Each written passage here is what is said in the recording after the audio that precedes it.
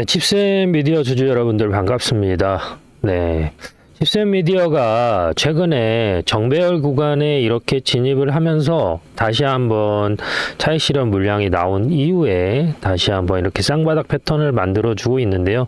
지금 상황에서 매수를 해도 될지 아니면은 한 번 더 떨어질지에 대해서 같이 좀 알아보는 시간을 가져보도록 하겠습니다. 영상을 시청하시기 전에 네, 좋아요, 구독 한 번씩만 좀 부탁드리겠습니다.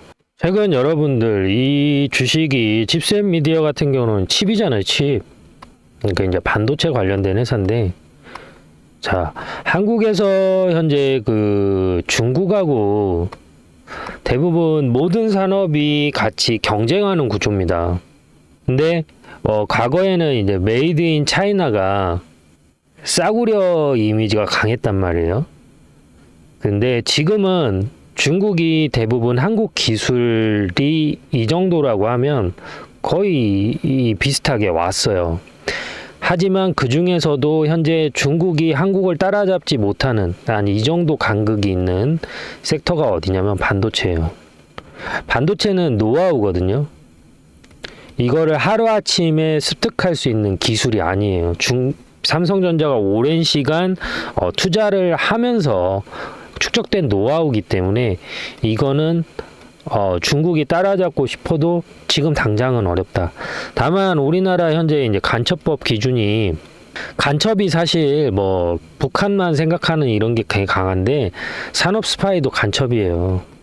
근데 이 산업 스파이가 중국이 만약에 한국 기술을 빼가다 걸리면 이거 간첩법 적용을 못해요. 왜냐하면 이제 간첩법 대상은 북한에만 국한되어 있거든요. 그러니까 이런 법들은 지금 빠르게 제재를 해야 되는데, 그래서 우리나라 기술 유출된 사례가 실제 너무나 많고, 그리고 중국 현지에서 한국 기업들이 들어가서 뭐 진짜 공장 뺏기고 다 뺏기고 그냥 몸만 탈출한 사건들도 많죠. 그러니까 예전에 2000년대 초반에는 진짜 중국인들이 되게 착했어요. 순박했고. 근데 지금은 영악해져가지고 오히려 한국을 이용해 먹어요. 그때 이게 막 우리가 그랬잖아요. 그래서 옛날에는 사실 2000년대 한 2010년대까지만 해도 중국에 대한 이미지가 이 정도는 아니었어요. 솔직히 그러지 않나요? 그래서 막 시진핑이 주석 됐을 때 한국에서도 막 되게 응원을 많이 했었고, 제가 몸담고 있는 기업들도 중국 진출을 많이 했었단 말이에요. 그래서 반드시 연수를 보내는데 미국 일부 보내고 일부는 중국으로 보낼 정도로 중국 시장에 대해서 한국이 투자를 많이 했죠. 근데 이제 결과는 어떻게 됐어요? 다 쫓겨났죠. 한국뿐만 아니라 뭐 대부분 기업들이 그래서 이제 중국을 떠나서 인도라든지 이제 베트남 이쪽으로 공장을 짓고 하면서 이제 중국을 탈출러시 하고 있는 거죠. 그래서 이 반도체 산업을 제가 왜 계속 얘기를 하냐면, 한국 주가가 인플레이션이 발생하면, 그러니까 돈을 풀면은 인플레이션이 발생한다고 말씀을 드렸잖아요. 인플레이션이 발생하면 결국은 외인이나 기관이 투자를 할 때 아무 종목이나 들어가진 않아요. 실질적으로 주가를 끌어올릴 수 있는 어떠한 그러한 모멘텀이 가질 수 있고 안정성이 있는 섹터에 투자를 한단 말이에요. 그 중에 하나가 뭐냐면 반도체예요.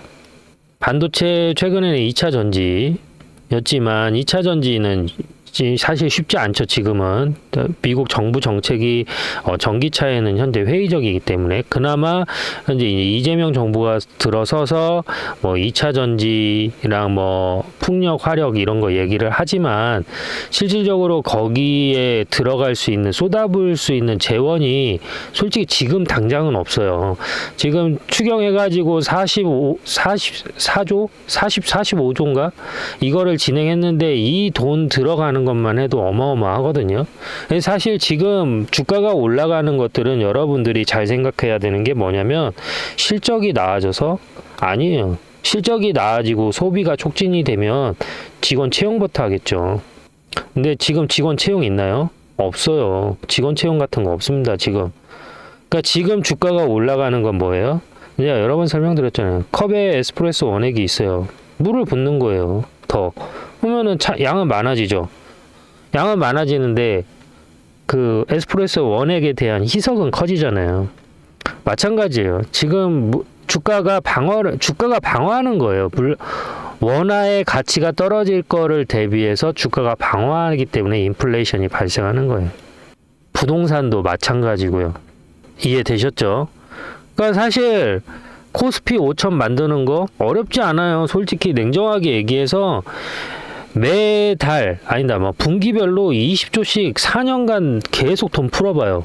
코스피 5천이 뭐예요? 만두 갈걸요? 근데 문제는 뭐예요? 이제 결국 원달러 대비 외인 자금 싹 이탈해 나가면서 이제 폭락 나오는 거죠. 그래서 이런 부분은 조금 알고 가셔야 된다 라는 게 포인트고, 지금 사담이 길어가지고 10cm 미디어 설명이 좀 많이 줄어들었는데, 그래서 2부에 좀 자세하게 좀 설명드리도록 할게요. 어떤 기준으로 제가 매매하는지 하고, 2부에는 정확히 이제 이 칩셋 미디어에 대해서만 설명 이어갈게요.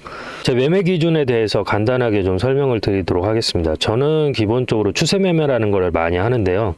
추세 매매 기준은 기본적으로 주가라는 거는 오르고 내림을 반복합니다. 이런 식으로 오르고 내림을 반복하는 그 사이에서 매수와 매도를 같이 진행을 하는 것이죠. 지금 이 고점과 저점을 연결해서 밑줄을 하나 그어 볼 텐데요. 이런 식으로 차트가 수렴하는 것을 우리가 확인할 수가 있습니다. 그러면 지금 이 자리 있지 않습니까? 추세가 시작하는 지점. 사실 여기에서 저점에서 횡보하고 반등하는 이 시점에서는 수익을 내기가 어렵습니다. 언제 우리가 실질적으로 이 종목 LS 일렉트리닉을 제가 기준으로 설명을 드리자면 언제 여기에서 수급이 들어왔는지 체크를 해야 되는데요. 23년 7월 24일 기준으로 해서 1140만이라는 거래량이 나왔습니다. 그러면 여기에서 1차 파동이 나왔을 때 여기를 매수 타점으로 보는 겁니다. 매수 타점이라고 해서 여기서 바로 들어가는 게 아니죠. 추세가 다시 꺾이고 수렴하는 시점, 즉 추세가 꺾였다라는 건 뭐죠? 이평선하고 캔들이 붙은 시점이 여기가 매수 타점이 된다라는 겁니다. 엘리어트 파동이 됐던, 그리고 뭐 헤드앤숄더가 됐던 대파동은 거의 2파에서 나오는 경우가 많이 있습니다. 그래서 시세가 한번 분출한 이후에 이평선하고 수렴하는 자리, 이 자리에서 매수 타점으로 보고 여기에서 길게 롱으로 가져가는 편이 많습니다. 여기에서 시작되는 가격을 보면 66,400원입니다. 하지만 추세가 끝나는 시점은 어디죠? 23만 원입니다. 그러면 약 몇 배가 올라갔죠? 6만 원이 24만 원이 되면 4배입니다. 내가 1,000만 원을 들어갔으면 4천만 원이 됐고 1억이 들어갔으면 4억이 됐습니다. 그래서 이렇게 추세 매매를 많이 이용하는 편입니다. 뭐 단타를 하시는 분들도 계실 거고 뭐 스윙을 하시는 분들도 계실 텐데, 저 같은 경우에는 이렇게 좀 우량주 위주로 롱으로 많이 가져가는 편이고요. LS 일렉트리닉 같은 경우는 시가총액이 크고 무겁기 때문에 이렇게 추세가 이어지는 간격, 그러니까 저점에서 고점까지 찍는데 보통 5개월에서 6개월이라는 시간이 걸립니다. 하지만 중소형 기술주 같은 경우에는 1개월에서 2개월 정도 포지션을 가지고 가면 저점 대비 적게는 5배에서 10배까지도 가져갈 수가 있기 때문에 그러한 종목으로 대응을 한다라고 보시면 될 것 같습니다. 저는 실시간 매매를 하는데요. 제 영상을 시청하고 계시는 구독자님들한테도 혜택을 자그마하게 드리고 있습니다. 어떤 혜택을 드리고 있냐면, 제가 이렇게 바닥에서 들어갈 때 매수하겠습니다라고 들어가고요. 그리고 고점에서 팔아야 될 때 매도합니다라고 문자를 넣어드립니다. 그리고 다시 조정이 이렇게 나오면 여기에서 똑같이 LS 일렉트로닉 매수 들어갑니다 라고 문자를 넣어드리고요. 다시 고점에서는 매도합니다 라고 문자를 넣어드립니다. 지금 주식을 하면서 매매에 대해서 어려움을 가지신 분들이 많은 것으로 알고 있습니다. 사실 주식을 언제 들어가야 될지도 잘 모르겠고 언제 팔아야 될지도 모르겠고, 내가 팔고 나서 50% 100% 올라갈 때 속쓰린 경험 한 번씩은 있으실 겁니다. 반대로 내가 목표가를 15만 원까지 봤는데 12만 원까지 올라갔다가 조정이 나와서 팔지 못하는 경우도 많이 있으실 겁니다. 저는 단순하게 캔들의 모양만 보고 판단하는 게 아니라 거래량과 괴리율, 이격, 이 세 가지를 보고 판단하는데요. 이격 같은 경우에는 이평선과 캔들의 위치가 벌어진 걸 이격이라고 합니다. 괴리율 같은 경우에는 이론 가격과 실제 가격이라는 게 있습니다. 이론 가격이라는 거는 펀드멘탈, 즉 애널리스트들이 평가한 이 기업의 에비타를 분석해서 재무 분석을 분석해서 판단된 가격이 있고, 그 가격보다 높으면 종목이 과열됐다, 낮으면 종목에 비해서 침체됐다라고 표현을 하는데, 이렇게 과열과 침체되는 구간에서 매수라 매도라는 걸 하게 되는 것이죠. 그래서 영상을 여기까지 시청하고 계신 구독자님들, 그리고 영상을 처음 접하시는 분들을 위해서 제가 작은 선물을 하나 드릴까 합니다. 제 영상을 시청하고 계시는 분들 중에서 010-3969-8354로 구독이라고 문자를 보내주시면 알림 신청이 완료되면서 제가 이런 자리, 저점에서 매수를 해야 될 자리에서는 매수 들어갈게요 라고 문자를 넣어 드릴 거고요. 고점 이렇게 팔아야 될 자리에서는 제가 지금 LS 일렉트로닉 매도할게요 라고 문자를 넣어 드리겠습니다. 그러면 제가 이렇게 설명을 하면 어떤 식으로, 실제 이런 식으로 효과가 있는지 근거가 필요하잖아요. 근거를 한번 보여드리도록 하겠습니다. 자, 이 영상은 2주 전에 제가 찍었던 영상인데요. HM램 2년 만에 다시 그때 구주식됩니다. 주가 방향 완전 분석 앞으로 이렇게 흘러갑니다 라고 말씀을 드렸고, 그 당시의 주가는 보시는 것처럼 19,200원입니다. 그러면 지금 이 영상 보시면서 어디까지 제가 목표가를 잡았는지 한번 같이 보시도록 하시죠. 보이시죠? 여기서도 19점 이상 나왔죠. 그러면 지금 자리에서도 반등이 나왔기 때문에 적어도 어디까지 볼 수가 있어요? 단기적으로는 19,800원까지는 볼 수 있고, 여기에서 조정이 살짝 눌림을 준다 하더라도 어디까지 볼 수 있어요? 21,000원에서 여기까지는 볼 수 있다라는 거죠. 그런데 만약에 실적이 받쳐준다라고 하면 뭐예요? 여기 보이시는 이 자리 22,650원까지도 한번 볼 수 있다라는 거예요. 그러면 자, 보시는 것처럼 22,650원까지 볼 수 있다라고 말씀을 드렸는데요. 현재 주가 간단하게 체크하고 가시죠. 네, 보시는 것처럼 19,000원에서 들어가서 23,000원까지 목표가를 터치하고 내려왔습니다. 그러면 이 사이에서 자그마치 한 30%의 수익률을 올릴 수 있었던 것이죠. 그 안에서도 분명히 이렇게 저점이 만들어졌고요. 고점이 만들어졌습니다. 이러한 자리, 저점에서 수렴하는 자리에서 저는 매수 신호라는 걸 드리고, 고점, 청산, 저항이 맞는 자리에서 매도라는 걸 드립니다. 그래서 제가 아까 서두에 설명드렸던 것처럼 실시간으로 제가 매수와 매도를 할 때 저와 같이 매수와 매도를 참여하실 분들은 010-3969-8354로 구독이라고 문자를 보내주시면 알림 신청이 완료되면서 기존에 계신 구독자님들 전화번호 아래에 같이 기입을 해서 일괄적으로 같이 문자를 넣어 드릴 겁니다. 그래서 본업이 있고 내가 공사다망해서 실질적으로 주식 창을 자주 보기 어렵다, 그리고 내가 주식을 한 지는 오래됐지만 정확히 어디에서 사고 팔아야 될지 잘 모르겠다라고 하시는 분들은 여기 010-3969-8354로 구독이라고 두 글자만 보내주시면 됩니다. 별도로 들어가는 비용은 없습니다. 감사합니다. 그래서 이제 2부 시작할게요. 그래서 요지는 뭐냐면 반도체 관련된 섹터는 올라갈 수 없다는 거예요. 현재 기술력이 압도적으로 우리나라가 그나마 우위를 점하고 있는 게 반도체고, 그러한 영향으로 칩셋 미드는 뭐 추경을 하게 되면은 올라갈 수밖에 없다. 이게 이제 핵심이고요. 그리고 이 회사 같은 경우에는 이제 반도체 관련된 회사기도 한데, 이 회사 같은 경우에는 지금 전체 매출의 그의 이제 38%가 로열티예요. 또 로열티를 받고 또 라이선스 계약 맺은 게 56%. 56.8%. 그래서 수익 구조가 좋아요. 그리고 이제 비디오 IP가 탑재된 칩이 있는데 그거를 연 15억개 출하. 예. 그래서 IP 쪽으로는 독자적인 그 지배적 지위를 가지고 있는 회사가 칩셋 미디어다. 그리고 이제 중국 AI가 또 이제 최근에 이슈가 되면서 중국 쪽에서도 매출이 상당 부분 좀 상승을 했고, 중국 매출이 46% 정도 또 발생을 했고요. 여기 말씀 것처럼. 그 다음에 호라이즌하고 파나소닉 관련해서 중국 호라이즌하고 일본 파나소닉 계약을 또 추진 중이에요, 얘네가. 그리고 얘네가 또 실적이 압도적으로 나왔는데요. 2025년 기준으로 했을 때 1분기 매출액이 9.4% 증가했어요. 영업이익이 많이 나왔는데 2155% 증가했어요. 그래서 실질적으로 실적도 받쳐주고 있는 회사이기 때문에 성장 가능성이 높다라고 보시면 될 것 같고, 현재 이제 기술적으로 우리가 보면은 이 종목이 여기 6,750원부터 뭐 이렇게 한번 32평선 수렴한 이후에 다시 한번 62평선 기술적 반등, 그다음에 252평선에서 기술적 반등이 나왔잖아요. 그리고 나서 현재 자리에서 이렇게 횡보하고 있는데, 여기 이 패턴이 뭐예요?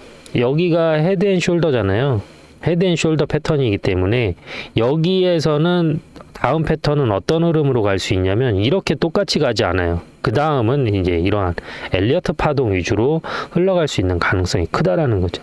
어찌됐든 지금 그 이재명 정부가 추경을 하면서 돈이 풀릴 거를 예상하고 뭐 대부분 종목들이 지금 올라가고 있는 추세예요. 근데 아직 칩스앤미디어 같은 경우에는 아직 그러한 움직임은 없죠. 네. 그러한 움직임은 없기 때문에 순환매 시장에서, 그리고 사실 6월 달이 지나면 이제 7월 1일부터 뭐가 있어요? 실적 발표가 있잖아요. 그러면 7월 달, 8월 달, 9월 달, 10월 달 추석 전까지는 실질적으로 실적이 받쳐주는 종목으로만 매기가 쏠려요. 왜냐하면 휴가 시즌이잖아요. 휴가 장마가 있기 때문에 실질적으로 개인들 수급이 좋지 않아요. 기관들도 마찬가지로 이때는 왜 수급이 좋지 않을 수밖에 없냐면, 자, 펀드 매니저나 애널리스트들이 실적을 평가하는 기간이 이렇게 나눠져요. 1분기, 2분기, 3분기, 4분기 이렇게 나눠지거든요. 그래서 그리고 실제 지금 주가가 막 이렇게 올라갔잖아요. 그러니까 사실 6월달 기준으로 해서 얘네들이 성과를 보여줄 수 있는 퍼포먼스는 이미 나왔어요. 그래서 실질적으로 7월달부터는 얘네들이 크게 의미를 가지지 않아요. 왜냐하면 주가가 오르고 내림을 반복하잖아요. 3개월 올렸으면 3개월 조정이 나와야 저점에서 다시 물량을 모아서 갈 거 아니에요. 만약에 1, 2, 3, 4, 5, 6이 쭉 올라갔어요. 그러면은 다들 고점에 대한 불안 때문에 투자를 어때요? 안 한단 말이에요. 그러다 보니까 실질적으로 이런 종목들은 어때요? 주가가 떨어질 때 실적이 받쳐주는 종목들로만 올라가요.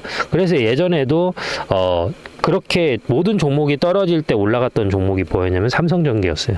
실적이 받쳐져갖고 이 종목만 계속 올라간 거죠. 그래서 그러한 효과를 볼 수가 있다.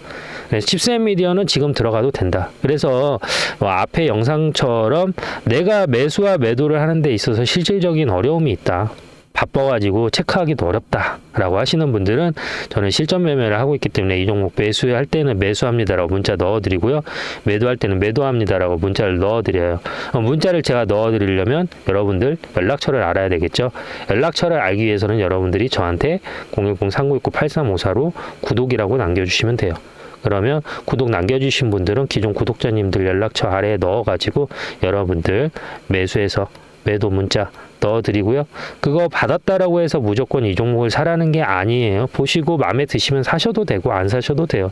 처음에는 한두 종목 흐름 보시고 체크하셔도 되고요. 이 부분 참고하시고요. 감사합니다.